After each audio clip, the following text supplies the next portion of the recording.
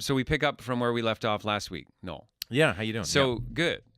So I wanted to talk about, because we kind of covered some history last week and how we started the business and some of the hurdles that we went through and stuff like that. And now I wanted to get into at least a starting topic was to talk about excellence. Yes. Because we've talked about that. Remember we did that. It was like a free panel night with like 20 up and comers, and we talked about excellence. Yep. So I just talked about this the other day, actually. Yeah. Yeah. So before we kind of get into it, I just want to say this is one more historical thing, which is kind of funny between you and I, where we're sort of like this. We're brothers from another mother. Yeah. We have all these like not creepy, but these odd similarities. Many of them. Like if you go back, I was thinking about it. If you go back to when we grew up, we grew up and we both ended up going to either a private school or a private tennis academy. I went to a tennis academy in London, Ontario, to follow my tennis dreams. You went to Montreal. Yeah, I went to Toronto, actually. Or Toronto. In Oakville. Yeah. Oakville. You went to Applebee. Not Applebee's. Not Applebee's. See you up, TGI have for bacon scallops. So you ended up doing that. Then we both go to an American university, and I go on a tennis scholarship. You go to an Ivy League school, Penn State, and train in University of Penn for all those. University of Penn. That's all right. That's all good. UPenn, not Penn State. Not Penn State. I knew that. That's okay though, because that's not Ivy League. No disrespect to Penn State. And you trained in Taekwondo. Yep. And eventually qualified for U.S. Olympic team. Yeah. U.S. Olympic team, which I want to go into in a little bit. Then we both get into acting. We find ourselves in Vancouver. We're both voice actors. We both had taught voiceover prior to meeting, I think, as well. Absolutely, Or right as we were meeting, we were both sort of just teaching a little bit. This is 2007. Both of our first children were born about a month apart from each other. Right? Like literally about a month. It's like kind of Annika's crazy. March 28th and Ford is February. Right. What? He's Or March 19th. Oh, 10 days. Yeah. Or 10 9 days. Yeah, 9. Yeah. Yeah. So it's just kind of like, so a lot, we have these all, and then of course when we go and now we've started the school and and all that's happened. So now we have two daughters being born in the same year. That's right. So you had a baby girl, and I'm about to have a baby girl in October. You had a baby girl in March. It's crazy. Right? So we have all these, like, it's kind of We crazy. even dress similar, like we're kind of like a little bit. Shirt We've today. started dressed similarly. You've either started to lose hair or I'm starting to grow hair. It's very exciting. But I just want to talk about excellence because I think like that's an important piece of the puzzle for people that go after voiceover, because you truly have to achieve excellence, because that's where the bar has been set at now.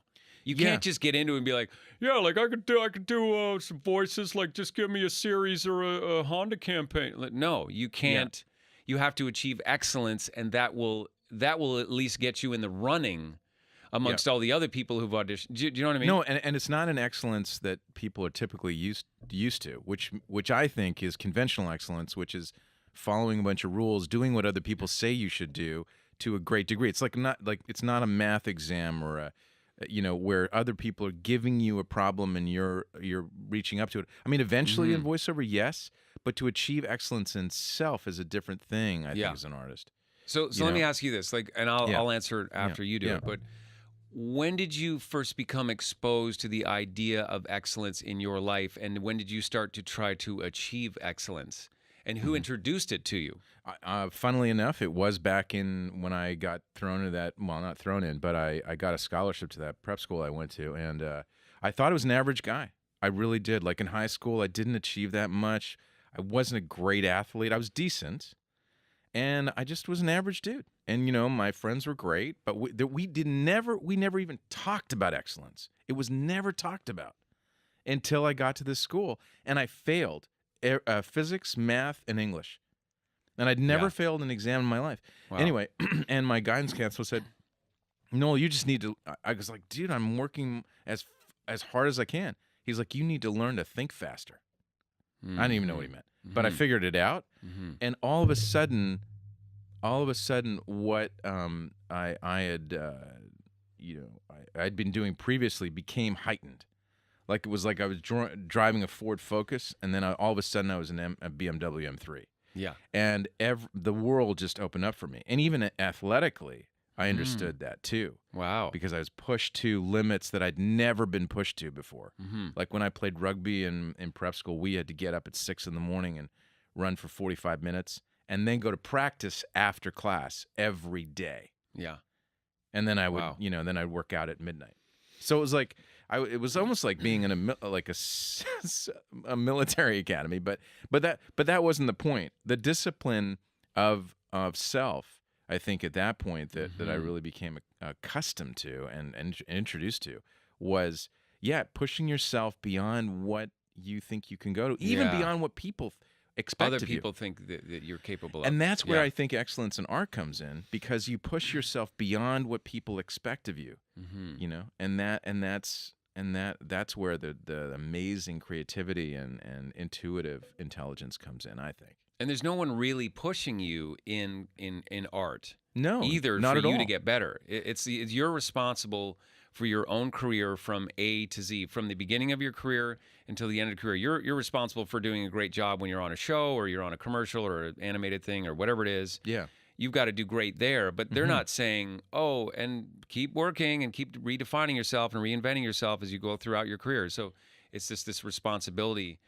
Yeah. For me, I mean, I think for me it was in high school when I was living at my tennis academy in London, Ontario, when I was training, 2.5 hours, 5 days a week, and on weekends playing tournaments and living in this house with like other kids that were ranked #1 in the country, and being around that and going like, holy. And I came from hockey where I did get exposed to it a little bit at an early age, because I remember it was my first year of squirt hockey and I got one goal. I think even it was illegally. Somehow I got the goal. It wasn't even like a real goal, I don't think. Anyways, I went to, what's the private school in Toronto? Upper Canada College. Yeah. Has a summer hockey camp that you go to for like 4 to 6 weeks, whatever. So I went to that and just like, I literally just took off with my ability and I came back my second year squirt. I got the most goals in the league. Oh, wow. I literally went from 1 goal to the most goals in the league. So I think there was a little bit there. I don't think I was sitting there at 7 going, now, let's talk about excellence, mummy. Basically, I don't think so. But I think that, I was probably pushing myself or whatever. But then, it all happened at the tennis academy. And I remember my coach, I was training with this other guy, and we go out for runs and stuff at night. And we'd be training at practice and stuff like that. And my coach called me on this one night. He was like, he goes, yeah, but you don't go out for runs when Rod doesn't go. You don't go out for runs by yourself. You only go when it's the two of you. You're right. And I'm like 15, 16 going, well, screw you. Like, okay, Right. I think I'm still doing pretty good. And he was like, yeah, but you're not doing this. Yeah. You're and not being extra. You know what I mean? It was just that extra level of push of like, so I think that's definitely where it started and has continued on. And so I think you and I, again, share that same respect for excellence. And to me, again, I was thinking about it. I was like, excellence to me it's like a continual movement forward. It doesn't necessarily matter the speed, but it's a continual movement forward, and you never lose ground. You're always moving forward like this, and you're also expanding your width. So it's like an expansion outward and forward at the same time. That's a good analogy, so that you never go backwards, so that you're redefining yourself on many different layers, constantly moving forward. And I think, as you will agree, we've come across many people that have come through here that maybe haven't had that experience with excellence or realized what that means for them. Not even understanding what that means. Right? So they get into this situation and we go, oh, well, this is the level you got to play. Like you talk about it being the Olympics. Yeah. And we go, this is where you have to be to compete in voiceover, because everybody wants to do it. Everybody wants to go in and make, $1,500 for 4 hours or 2 hours or 20 minutes and be creative and do all this wonderful work with all these wonderful people. And so I think some people come in and they go, wait a minute, I'm not getting the love here. Where's the success? How come I'm trying? I'm trying. And then the business is like, Yeah. well, do you know what I mean? Yeah, absolutely. And that comes up in class all the time. It's a value that I constantly espouse. And I mean, and again, that it's about challenging yourself to be the better you. And I don't think people have ever been challenged to be the better you. They've been challenged to, again, live up to rules and follow rules well. But art isn't about rules. Art is about self-expression. So that self-expression has many layers. It's, it's not linear, and it requires a complete. I think another thing about excellence is completeness, thoroughness, being thorough. People don't, they want to do the bare minimum to get by. Yeah. But thoroughness involves doing all the steps. Yeah. All the details of the task. And that thoroughness is really, when you create a character, or when you look at, who you are on the mic and doing a commercial, like what creates your thoroughness? Yeah. How do you be thoroughly you? You mentioned self-expression, and that's another one that's big in voiceover. A lot of people come in and don't have a self-awareness or a lot of emotional intelligence about who they are in their experience, and so they can't unravel kind of the diamond within to then fully express themselves in a character or in a commercial or just as an authentic, hey, this is me just going, hey, what's up? And I'm talking about this product, and it's actually really cool. And so there's this blockage and this, I don't know if it's like, sludge or whatever, toxic waste, but I still have it. I mean, and I've been in therapy. I've really dug deep. I know you have. You got to dig in to heal stuff from your past, and I'm not saying, oh, if you want to get a voiceover, you got to do therapy. I'm not saying that at all. I'm just saying that there really does have to be a certain level of awareness, of self-awareness. Yeah, absolutely. In order to express yourself. Yeah, the filters, what I call them filters. We all have filters that prevent us from being who we are. And we use like in voiceover, you use volume, emphasis, and melody to hide behind. But I mean but people use their personalities haven't been developed to the extent that they've been able to express who they truly are. Because they've been squashed by other people, squashed by rules, conventions, And so I think bullying, that's a part of the, it's at least one of the big layers of excellence, I think, in getting into this. Because and the other thing I want to talk about today was the marathon of your career. A lot of people are in this rush to get into the marathon. Hurry! I have this image of like the New York Marathon. New York City Marathon, you've got like 50,000 people there. They're all just like, they've trained, they're ready to go. And you've got this other person who's like, a few blocks away just sprinting to get to somewhere into the mix of the 50,000 people in order to run. Exhausted. They're exhausted, but also are they ready to run that marathon? And because it is truly a marathon. I mean, there are times when being in the business is exhausting and it's tricky, and and so I just think get into it when you're ready. When you're ready, you know what I mean? Like when you have the skill to do it, and when you're like, okay, I'm getting in this, and I'm gonna go for, I'm gonna try to go for a lot of years, because that's when the dividends start to pay off. Well, it's like what your coach said. I mean, like, do you want to be just the guy running when everybody else runs, or do you want to be creating your own runs? Yeah, I think bad about that still. Yeah, you got to be in the marathon as yourself. And Yeah. you got to figure out how you're going to run that marathon as you, not like everybody else. Because if you're trying to copy everybody else, then you're And that's in trouble. another good thing is like the cancer of comparison. Because it's tricky. It's hard. I like that term. I've fallen to Oh, it. yeah, It's of hard course. not We all to do. like. You look at someone, you're like, man, that guy's killing it. How come I'm not killing it? Or certain weeks. Or you have moments of weakness or whatever it is, but it truly is, this game and your career that we're doing is a game of golf. Yeah.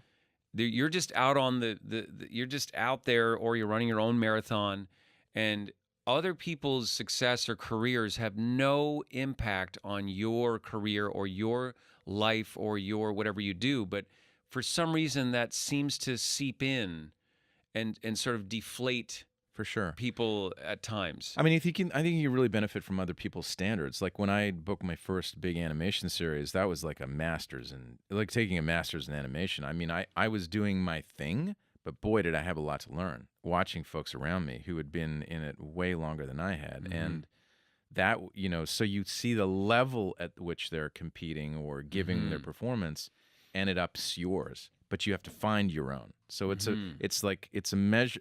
There's a measurement standard that you have to live up to, but it has to be on your own terms. You know what I Yeah. mean? Yeah. Yeah. Yeah, I don't think it's healthy to look. I mean, you can learn from others, like you're saying, but if you're sort of Trying to like, imitate them, you're in trouble. Yeah.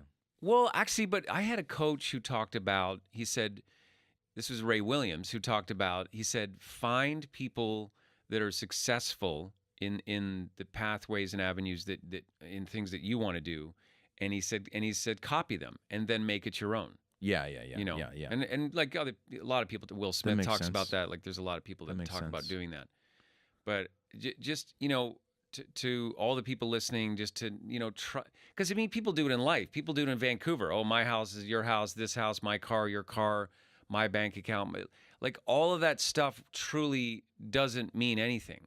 Like in the end, Those aren't like the things you should be comparing necessarily. I know, Yeah. but I'm just Yeah. saying that Yeah, that's the no, stuff that goes on of the course. surface level in this city Yeah. too. And emotionally, in- people are lost as a result because Yeah. all you do is like one car looks different than the other. Yeah, because it has no impact on your experience, and so I think the more focused you are on your own path, and they talk about this, like Dr. Dre talked about it, Jimmy Iovine, great documentary called the Defiant Ones on HBO. They talk about you just got to have the blinders on, you know. You just got to know, you got to see your end goal and see it down there and just be like, I'm going there. And I don't care who's in my way. And you just Don't get distracted. yeah, put the blinders on and just be like, I'm not even looking to the right or left because I'm just going here. I like Yeah. left or right doesn't matter because that just throws you off your game anyways. Like, you know what I mean? You got to be on your game and it's hard. I mean, that's the marathon of voiceover or just being an actor in a career it's tricky. You know, I've Yeah. been doing it for 22 years. You're at least 20, right? Aren't you? Yeah. Now. There's certain things certain tricks that, I've learned to. For sure. What are some of the tricks that you've learned to help you kind of, weather the storm of being in such a long career. Yeah. Well, never. You're going to go for another 20 years. Of course, and I think this is something that you got to be really careful of, especially doing commercial stuff. Is that never start to believe your own sound, i.e., the effect that you have.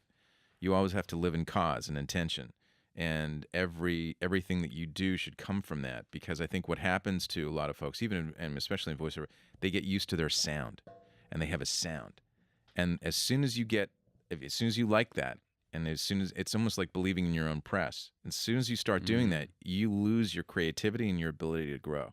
Yeah, in my this is view. about the sound and not the intention of what you're trying to say. What are you or trying who to you're say? be How do you, in the like if you want to, like any conversation, like the one we're having? I mean, if you want to stay present in the conversation, you can't be worried about how you sound. If I'm worrying about whether I'm going up or down, and and at the end of my sentences, I'm in trouble. Yeah.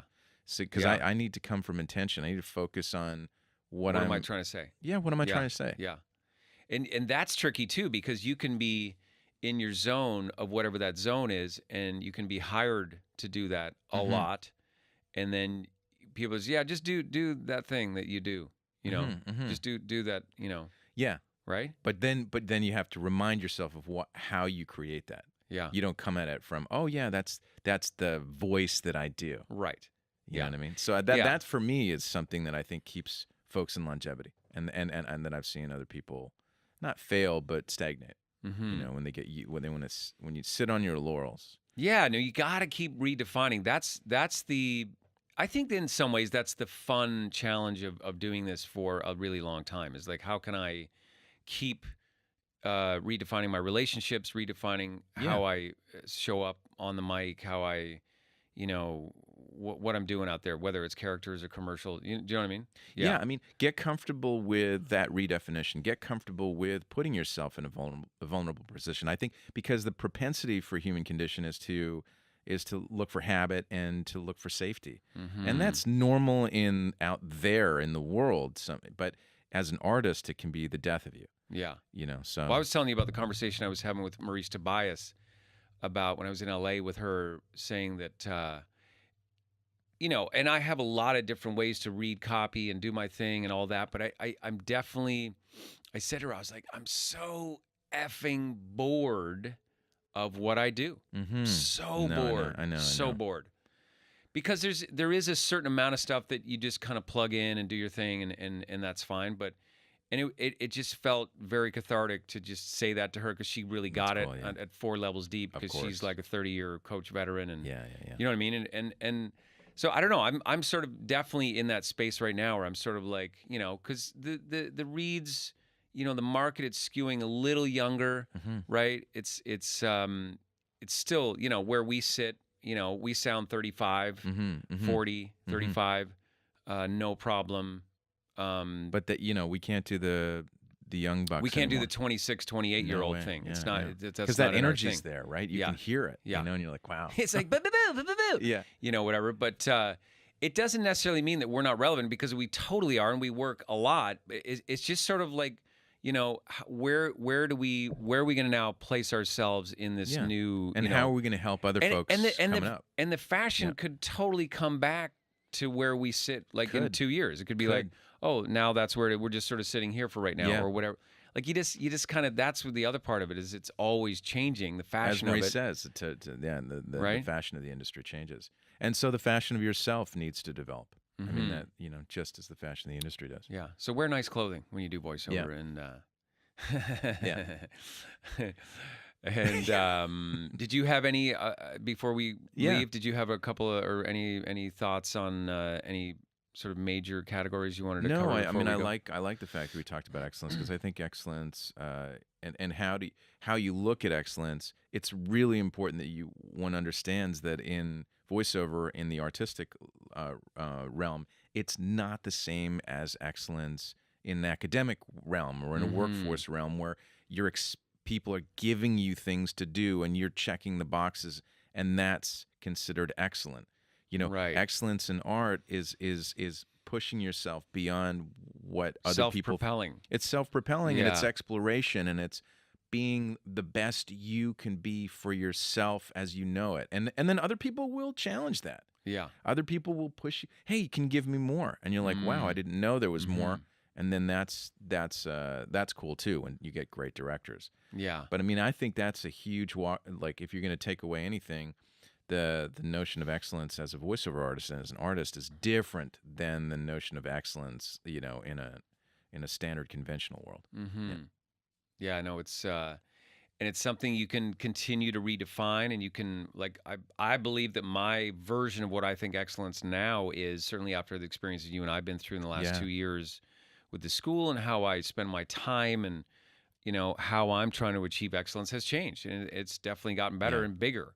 Wiser. I have a wiser understanding of what excellence is for me. Yeah. So it's like a never-ending growth that you can go through, and that's what it's definitely one of our cornerstones of On the Mic, right? Yeah, I mean, sure. we just don't let people walk out of here without people, really understanding where they need to be in terms of voiceover excellence. Yeah, I think we're committed to that. I mean, that's why we do what we do. I mean, it's not it's not a money grab. We want people to make we want their investment in our training to be a tip on a meal of tip in the iceberg. Yeah, tip of the iceberg. Yeah, exactly. So awesome. Well, thanks everybody for hanging out with us again today. And we got more and tons of topics coming in. Make sure you email your questions that we will address in future episodes to info@onthemictraining.com. And we look forward to chatting again. Yeah. See you guys.